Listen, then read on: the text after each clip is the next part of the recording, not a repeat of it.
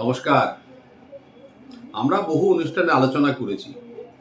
যদি জীবনে সত্যিই কিছু করতে হয়, আপনার আচরণ আর আপনার স্বভাবের পরিবর্তন কিন্তু অত্যন্ত জরুরি।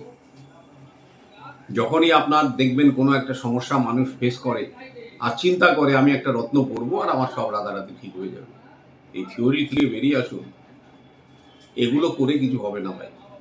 যে আপনার স্বভাব যতক্ষণ আপনি পরিবর্তন না করবেন, ততক্ষণ পর্যন্ত আপনার নতুন কিছু হওয়া সম্ভব নয়। তা আপনি যাই করুন। যে মনে করুন কোন ধরনের মানুষ তাদের জীবনে উত্থান, আবার দেখবেন একটা সময় আসে পড়ে যায়। মানুষ যখন তার জীবনে সাফল্যের শীর্ষে পৌঁছে কিন্তু সে নিজেকে অনেক সময় মনে করে যে আমিই সব, আমার এই সফলতা আমারই জন্য। সব সময় দেখবেন মানে বেশিরভাগই যখনই আলোচনার মধ্যে তারা যায়, আমি আইটা ভীষণ ব্যবহার করে। আর যখনই দেখবেন এই জাতীয় জিনিস তৈরি হয়, তখন দেখবেন এই আঙ্গুল নাড়িয়ে নাড়িয়ে কথা বলার একটা প্রবণতা তাদের মধ্যে আসে। এই জিনিসগুলো কিন্তু অত্যন্ত ক্ষতিকারক। কারণ একটা জিনিস মনে রাখবেন, যখনই কারো দিকে আপনি আঙ্গুল তুলবেন, এই তিনটে আঙ্গুল কিন্তু আপনাকে ফেস করছে, এবং তার উপরে কিন্তু যে ফায়ারি এলিমেন্টস, সেটা কিন্তু তাদের টাচ করে রাখে তার প্রভাবকে বাড়াবার জন্য। আপনি কারো দিকে একটা আঙ্গুল দিলেন, তিনটে আপনাকে ফেস করলো, আর ফায়ার এলিমেন্টস কিন্তু তাদেরকে আরো মদত দিল। এই তিনটে আঙ্গুল কারা? তারা হচ্ছে পৃথিবী, তারা হচ্ছে আকাশ, তারা হচ্ছে জল।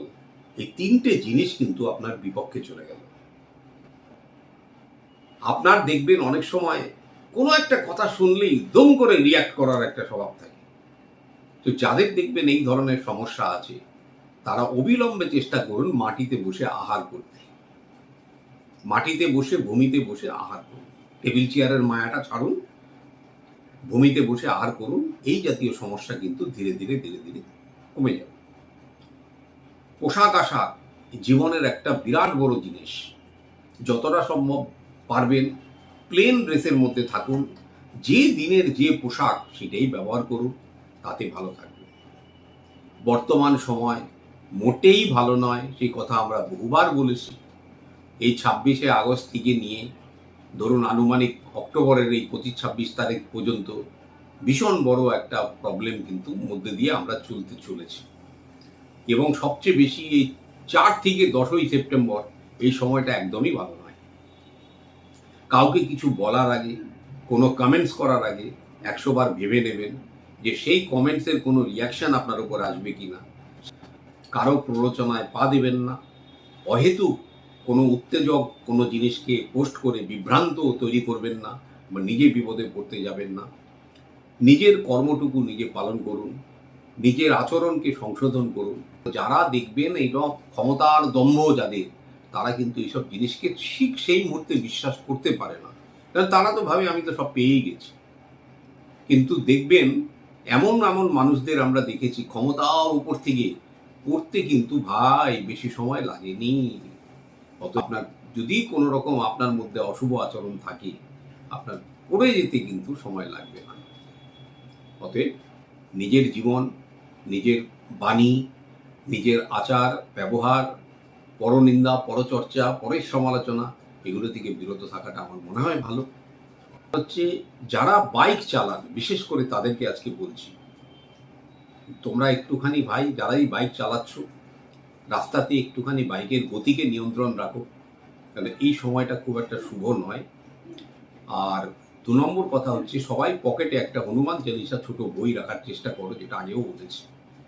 বাড়ি থেকে বেরোবার আগে শ্রী শিবায় নমস্তুভ্যম বা ওম জুং স মহামৃত্যুঞ্জয় শিবায় নম, যে কোনো একটা বলে নমস্কার করে বেরোবে। আর কোনো গুরুত্বপূর্ণ কাজে যাওয়ার আগে, ঘর থেকে বেরোবার আগে 3 কদম পিছিয়ে যাবে, আবার তারপরে বেরিয়ে সেই কাজে যাবে।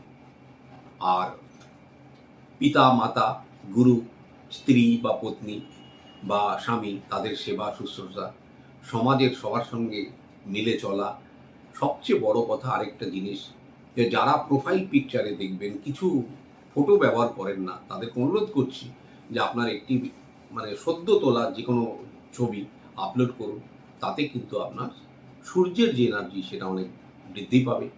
কারণ অনেকেই দেখি মানে নিজেদের প্রোফাইল পিকচারে কোনো কিছু লেখা বা কোনো গাছ, কোনো মাছ ইত্যাদি দিয়ে থাকেন, তাদেরকে অনুরোধ করছি একটু প্রোফাইল পিকচারে নিজের ছবিটা আপলোড করুন এবং সেটা কারেন্ট।